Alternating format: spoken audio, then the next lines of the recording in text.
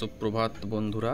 হ্যাঁ, আমি আপনাদেরকে কথা দিয়েছিলাম যে আমি 3টে গাছের প্রুনিং করে আপনাদের দেখাবো। যদিও এগুলো ছোট গাছ, তো এগুলোকে না 1 বছর হয়নি এই গাছগুলো আমার এখনও, কিন্তু তাও এগুলোতে একটা শেপ দেওয়ার প্রয়োজন আছে। যাদের এরকম ছোট গাছ আছে তারা একটু শেপ দিয়ে দিন।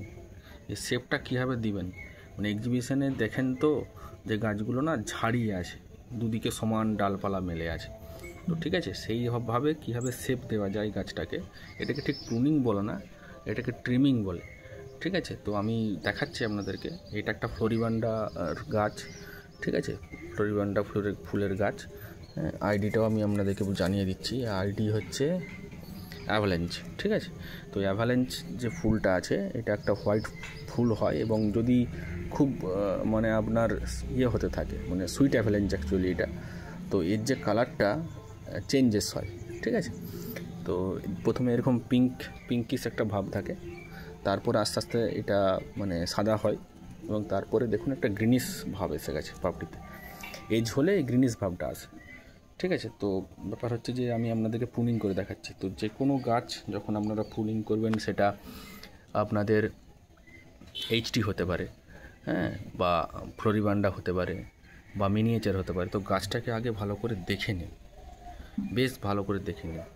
আপনার নিজের গাছটাকে ভালো করে দেখে নিন চারদিক দিয়ে, যে কোন জায়গাতে কাটলে, কোন লেভেলে কাটলে গাছটা ঝাড়িয়ে থাকবে, দুদিকে সমান ডালপালা মেলে থাকবে, মানে একটা ভি শেপের গাছ হবে। ঠিক আছে, তো দেখুন এই গাছটা আমি এখন মানে প্রুনিং করে আপনাদেরকে একটু দেখাচ্ছি। ঠিক আছে, প্রথমে যত শুকনো ডাল থাকবে, ট্রিক্সগুলো বলে দিচ্ছি, আগে শুনে নিন।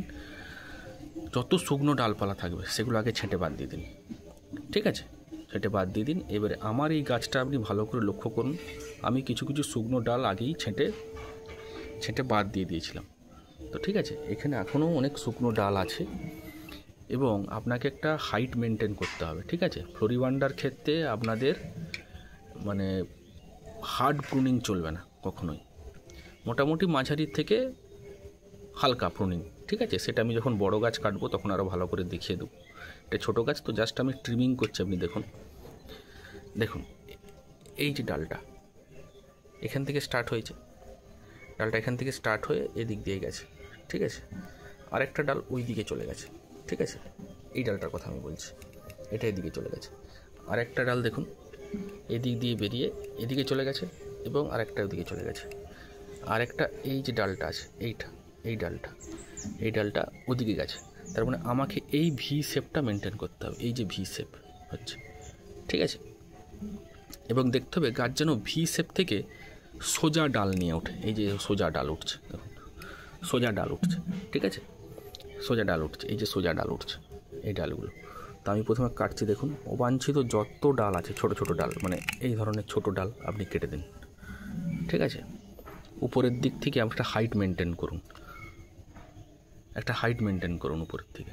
ঠিক আছে, তো আমি মোটামুটি এই হাইটটা মেনটেন করতে চাইছি, এই লেভেলে মেনটেন করতে চাইছি। তাহলে এখানে কেটে দিলাম, এই হাইটটা মেনটেন হবে সব জায়গাতে। ঠিক আছে, তাহলে দেখতে সুন্দর লাগে। ঠিক আছে, এইভাবে কাটুন।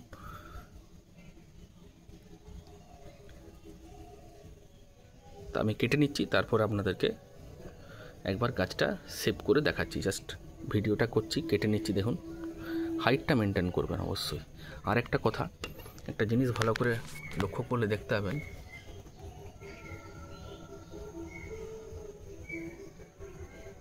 এই দেখুন আমি যে কেটেছি, এই দেখুন টিপস, এই দেখুন এখান থেকে মোটামুটি এই যে টিপসটা দেখা যাচ্ছে, এই যে টিপস,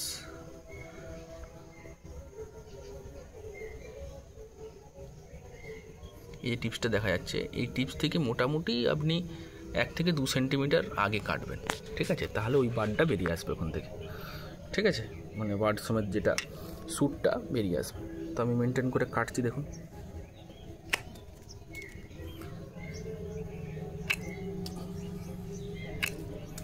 আগে প্রথমে ফুলগুলো বাদ দিয়ে দিলাম, কোনো ফুল রাখা যাবে না।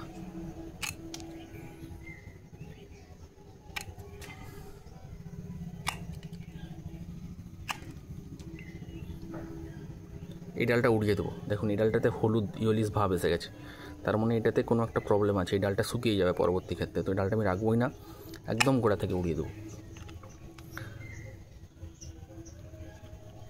আর এই শুকনো ডালগুলোকে উড়িয়ে দিতে হবে।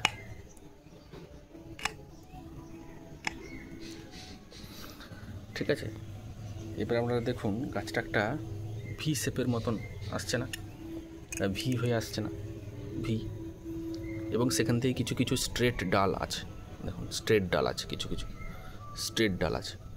ঠিক আছে, এইভাবে আপনাদেরকে আমি আরেকবার ঘুরিয়ে নিচ্ছি টপটা। এদিকের ডালটা কাটছি, দেখুন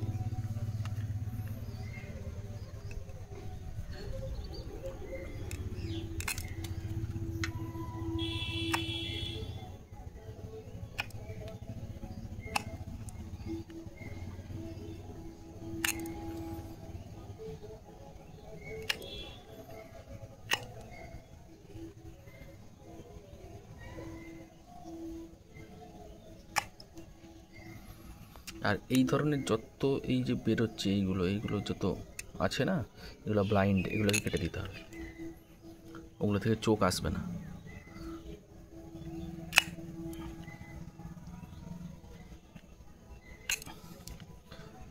দেখুন মোটামুটি গাছটাতে একটা শেপ দেওয়া গেছে।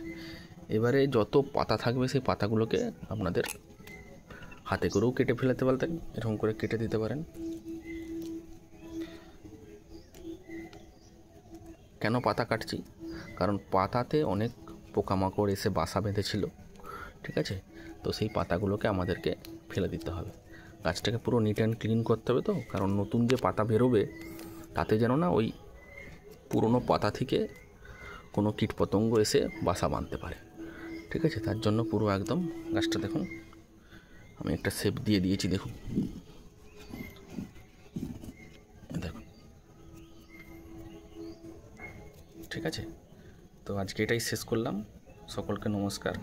পরবর্তী ক্ষেত্রে আমি এইচটি একটা কাটবো, তো সেটা দেখাবো আপনাদেরকে।